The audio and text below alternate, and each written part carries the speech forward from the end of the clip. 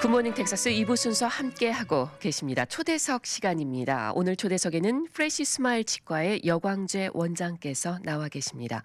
안녕하세요, 여광재 원장님. 안녕하세요. 프레시 스마일 치과의 여광재 원장입니다. 네, 반갑습니다. 자, 오늘은요, 여광재 원장님과 함께 잘못된 치과 상식에 대해서 같이 알아보도록 하겠습니다.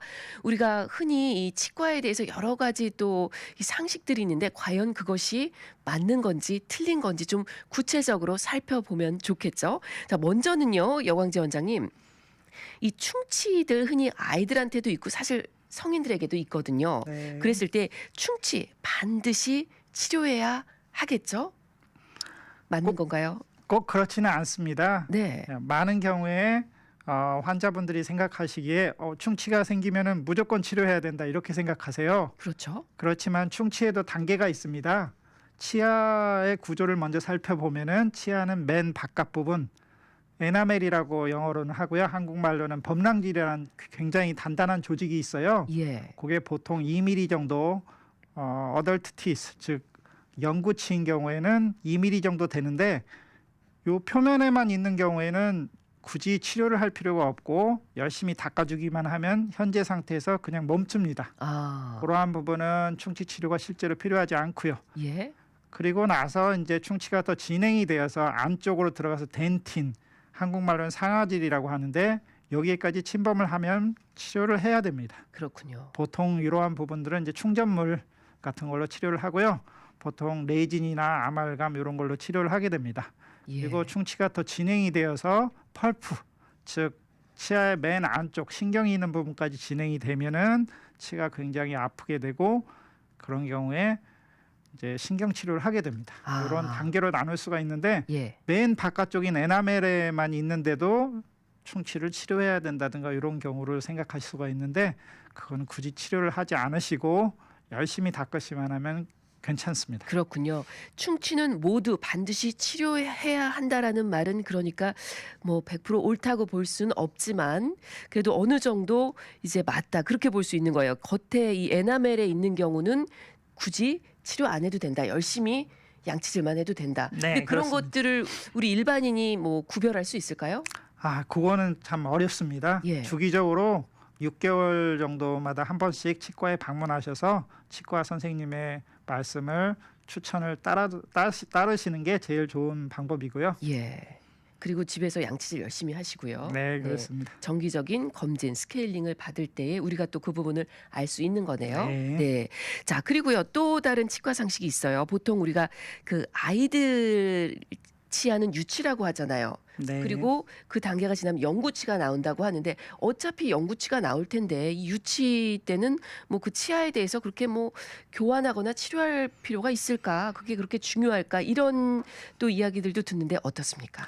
보통 3살 치아 관리 80까지 간다고 저희들이 말씀을 드려요. 예. 어려서부터 치아 관리가 굉장히 중요하시고요. 유치, 즉 베이비 티스는 영구치를 위한 가이드 역할을 합니다. 네. 그래서 유치가 일찍 상실되는 경우 영구치가 늦게 나온다든지 그런 문제를 야기할 수 있고요. 예. 또한 유치는 아이들의 턱 발달 그리고 말 발달 또 씹는 역할 여러 가지 기능을 복합적으로 가지고 있습니다. 네. 그래서 적절한 시기에 유치가 빠지는 게 굉장히 중요하고요. 그러한 관리를 위해서 주기적으로 치과에 방문하셔서 유치에 대한 관리도 또한 중요하다고 할 수가 있습니다. 예, 유치 관리도 또한 중요하다. 이 유치가 영구치가 나기 위한 가이드라는 말씀을 해주셨어요. 그러니까 이 아이들 뭐 턱 모양이라든지 말하는 것 이런 데도 영향을 미치는군요. 치아가. 네, 그렇습니다. 일종의 자리 확보예요. 영구치가 나기 위한 자리를 보존해 주는 역할을 하고요. 유전적으로 우리의 치아가 일찍 상실되면 그 자리를 메우기 위해서 뒤쪽 치아가 앞쪽으로 움직이는 그런 프로그램 돼 있는 현상이 있어요. 예. 그래서 뒤쪽 치아가 앞으로 움직이면은 영구치아가 나올 스페이스를 닫히는 이런 역할을 하게 됩니다. 그렇게 되면 영구치가 못 나올 수도 있는 건가요? 그렇습니다. 그러니까 유치가 빠지는 그 시기도 굉장히 중요하네요. 그래서 관리해줘야 된다. 네. 네, 뭐 베이비티스라고 하죠. 유치, 교환할 치아이므로 치료할 필요가 없다. 그거는 잘못된 상식이라고 볼 수 있겠네요. 네, 그렇습니다. 예. 그리고 말이죠. 또 이 교정 치료에 대해서도 많은 분들이 교정 치료는 영구치가 나고 이 티네이저 때 하는 것이다. 이런 또 상식으로 알고 계시는 분들 많아요. 이 유치 때는 뭐 별로 이렇게 교정 치료도 필요하지 않을 것이다. 어떻습니까? 이 부분은? 교정 치료라는 거는 실제적으로 치아의 발달뿐만 아니라 턱의 발달 이런 데 많은 영향을 미치게 됩니다. 네. 특히 7세에서 8세 사이에 우리의 앞니 밑에 쪽 앞니부터 먼저 나오고 위쪽 앞니가 나오는데 영구치가요? 네, 그렇습니다. 이때 위 아래 치아의 관계 형성이 굉장히 중요해요. 네. 그게 결국은 턱 발달 또는 치아를 받치고 있는 치조골의 발달에 영향을 많이 미치게 되는데 예. 이때에 보통 위쪽 앞니가 아래쪽 앞니의 앞쪽에 위치하게 되는데 예. 그렇지 않은 치아들이 생길 수가 있습니다. 그런 거를 크로스바이시라고 하는데 네. 그런 거가 생긴 경우에는 일찍부터 교정을 해줘야 됩니다. 그게 나이가 어느 정도 될까요? 7세에서 8세 사이에 보통 그런 현상이 일어나고요. 예. 또한 이제 치아가 날 수 있는 어떤 치아 자리, 즉 아치라고 하는데 그 아치 사이즈가 극히 작은 그런 경우가 생길 수가 있습니다. 예. 그런 경우에 일찍부터 교정을 해줘야 되는 그런 사례가 될 수가 있습니다. 그렇군요. 보통 이 교정은 영구치가 다 나고 시작한다라고 생각했는데 그것이 아니네요. 예, 이 7, 8살 때 전후에는 그때는 영구치와 유치가 같이 있을 때잖아요. 네, 이 그렇습니다. 앞니 부분부터 영구치가 먼저 나고 그다음에 네. 이제 어금니로 가는데 그때에도 이 잘 교정을 해줘야지 이 영구치가 더 잘 날 수 있게 또 교합 정교합이 될 수 있게 해줄 수 있다 그 말씀이신 거죠? 네, 그렇습니다. 네. 그렇다면은 일반적으로 우리가 어떻게 알 수 있을까요? 7, 8세 됐으니까 항상 꾸준히 그 덴티스트에게 가서 보여주는 게 필요한 건가요? 예, 그게 가장 중요하고요. 예. 집에서 쉽게 아실 수 있는 거는 앞쪽 치아 그 부분의 관계가 제일 먼저 중요하고요. 네. 그래서 위쪽 치아가 항상 아래쪽 치아의 앞에 위치하는 예. 그렇지 않은 경우에는 일단 치과에 방문을 하셔서 상담을 하시는 게 중요합니다. 그 앞니의 위아래를 딱 맞춰 봤을 때 네. 앞니의 위가 아래보다 더 튀어나와 있어야 된다. 예. 그 이제 어금니로 물었을 때를 그렇습니다. 기준으로 삼는 거죠. 네. 그걸 바로 정교합이라고 하는 건가요? 네, 그렇습니다. 네. 그렇지 않으면 빨리 이 교정 치료를 받는 게 좋겠네요. 예. 자, 지금 이 치과 상식 과연 옳은가 틀린가 우리가 이야기를 나눠보고 있습니다. 프레시 스마일 치과 여광재 원장님 아주 구체적으로 잘 말씀해 주시고 계시는데요. 이런 말씀해 주셨잖아요. 6개월에 한 번씩 가서 검진을 받아라. 우리가 예. 흔히 이 6개월에 한 번씩 스케일링을 하는 게 맞다 이렇게 알고 있어요. 네. 그러면서도 간간히 딥 스케일링도 받아야 된다. 예. 그랬을 때 이 딥 스케일링 하고 나면 너무 이가 시리기도 하고 그래서 안 하는 게 좋다. 뭐 이런 얘기들도 하시거든요. 예. 그 부분 좀 이야기해 주셨으면 좋겠고요. 또 예. 딥 클리닝과 스케일링의 차이는 과연 무엇인가? 네. 그것도 좀 먼저 말씀해 주시면 예. 좋을 것 같아요.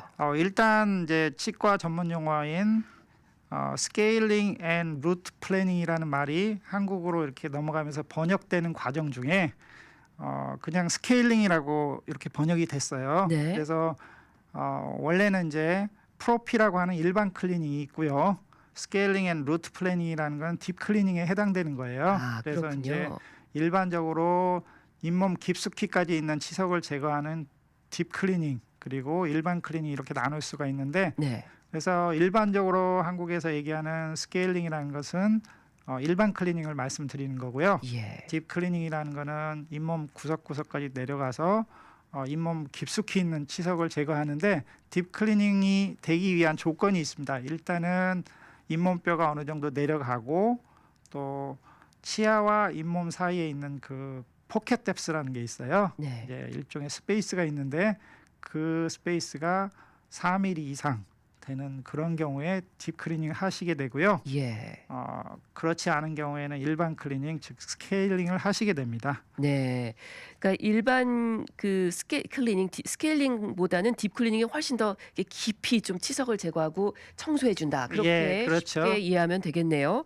그런데요, 가끔 이 딥 클리닝 하고 나면 이가 너무 시리고 깎이는 것 같다. 그래서 이게 정말 네. 괜찮을까? 그렇게들 이야기가 나오기도 하는데 어떻습니까?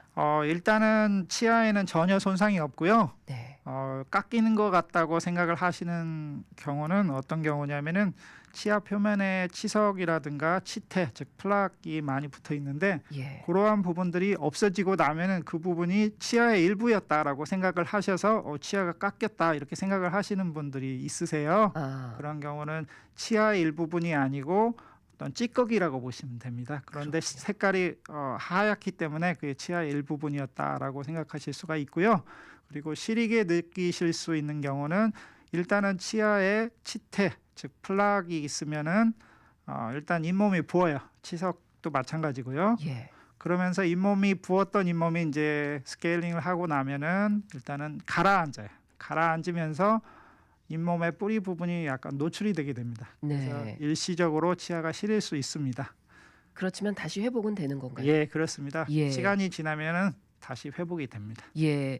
그러니까 결국은 염증을 유발하는 치석치태, 쓰레기라고 볼 수 있는 거예요. 네, 그게 그렇습니다. 제거되는 과정에서 일시적으로 일어나는 일이네요. 네. 예. 자, 그리고요. 또 이런 어떤 상식도 있어요. 딥 클리닝, 스케일링을 자주 하면 오히려 치아 사이가 또 벌어지고 흔들릴 수 있다. 네. 이건 어떨까요? 치아 사이가 벌어졌다고 느끼시는 거는 일단은 치석이나 치태가 없어지면서 그 공간이 벌어진 것처럼 느껴집니다. 네. 그래서 그렇게 느끼시는 거고요. 딥 스케일링이나 스케일링을 하는 주된 이유는 잇몸의 뼈가 내려가지 않기 위한 거예요. 예. 잇몸의 뼈는 나무로 얘기하면 나무 뿌리를 덮고 있는 흙이라고 볼 수가 있어요. 흙이 수북히 나무 뿌리를 덮고 있으면 나무가 튼튼하듯이 치아를 잇몸과 뼈가 잘 덮고 있으면은 치아가 튼튼한데 이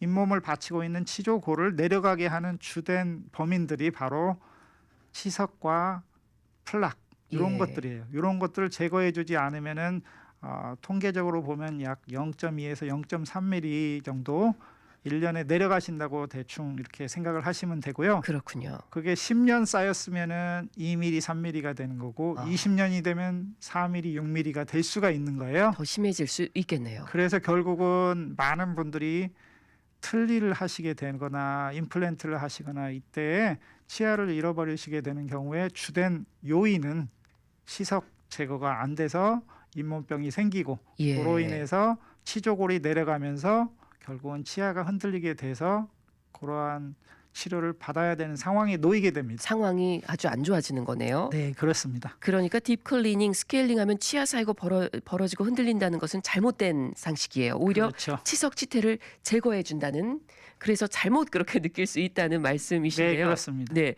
또 혹자는요. 딥 클리닝, 스케일링 한 번 하면 자꾸 해야 되기 때문에 오히려 안 하는 것이 좋다. 뭐 이런 얘기도 네. 나오는데 그건 아니겠네요. 말씀 네. 듣다 보니까. 일단은 이제 딥 스케일링이나 스케일링 하게 되면은 네. 치아와 잇몸 사이에 있던 찌꺼기를 제거하고 나니까 전에보다 음식물이 더 끼인다 이런 생각을 가지시게 돼요. 예. 그런데 일단 음식물은 치석이 있든 없든 끼는 거는 마찬가지고요. 그러한 걸 제거함으로써 더 이상 치아에 나쁜, 치조골에 나쁜 영향을 주는 그런 것들을 제거했다고 보시면 되고요. 예. 그렇군요. 자, 제가 시간이 별로 없지만 그래도 몇 가지 더 궁금한 거를 한번 질문 드리도록 하겠습니다. 네. 보통 이 잇몸에서 피 나시는 분들 계시거든요. 이 양치질 할 때 나고 그러시는데 내가 잇몸병인가 싶으면 잇몸병에 좋은 어떤 약을 먹으면 되겠구나. 그리고 이제 가서 스스로 사서 드시는 경우도 있고 그렇거든요. 네. 어떻습니까? 저도 예전에 한국에 있을 때 TV 광고를 통해서 잇몸병이 있으면은 무슨 약을 먹어라 또는 뭐 가장 유명한 약 중에 인사돌과 뭐 이가탄 이런 약들이 있었어요. 예. 그런데 이런 약들은 잇몸병을 원인을 치료하기보다는 잇몸병으로 인해서 생긴 결과물을 일시적으로 완화시키는 역할밖에 안 하는 거예요. 네. 즉, 염증 같은 거. 예, 외과적인 치료가 필요한 거예요. 잇몸병은. 예. 그 원인이 뭐냐면 치석과 치태, 즉 결국 그 캘큘러스, 치석과 치태군요. 그렇습니다. 네. 이런 것들을 제거해야 되는데 그 결과만을 제거하기 위해서 약을 먹는데 보통 한 3개월씩 드시더라고요. 예. 그래서 이거는 일종의 과장된 제약 회사의 광고일 뿐이고 이런 거에 현혹되시면 안 됩니다. 결국은 치석과 치태를 깨끗하게 청소해 주는 게 이 치아 관리에 가장 중요한 게 아닌가 이런 생각이 드는데요. 우리가 칫솔질 할 때요. 한 가지 또 드는 궁금증이 또 시중에 많은 전동 칫솔도 있잖아요. 네, 손으로 이렇게 그렇습니다. 하는 것도 있지만 어떤 게 더 낫다고 볼 수 있을까요? 전동 칫솔 같은 경우에는 주로 동글동글하게 이렇게 움직인다든지 아래 위로 움직이더라도 어떤 움직임의 한계가 있습니다. 그래서 전동 칫솔 같은 경우에는 어린이나 노약자분들 같이 이렇게 손에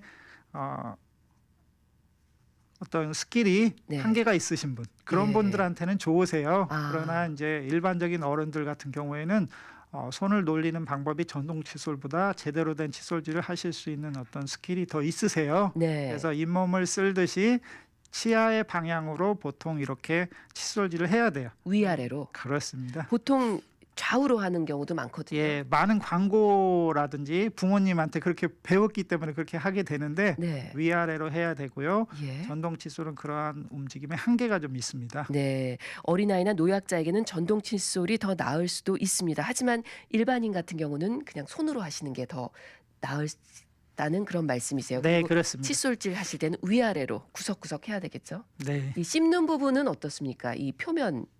항상 이제 스트로크라고 해요. 이렇게 움직이는 그런 움직임. 네. 요거를 크게 하기보다는 작게 마이크로 예. 무브먼트라고 해요. 이렇게 작게 이렇게 손이 떨리듯이 이렇게 작게 하시는 게 좋으시고요. 예. 그런 부분들을 이제 작게 하면 작게 할수록 더 잘 클리닝이 된다고 보시면 예, 됩니다. 알겠습니다. 잘 들었습니다. 오늘 프레시 스마일트과 여광재 원장님과 함께 이 치과 상식에 대해서 또 잘못된 치과 상식에 대해서 자세하게 알아봤습니다. 유익한 말씀 고맙습니다.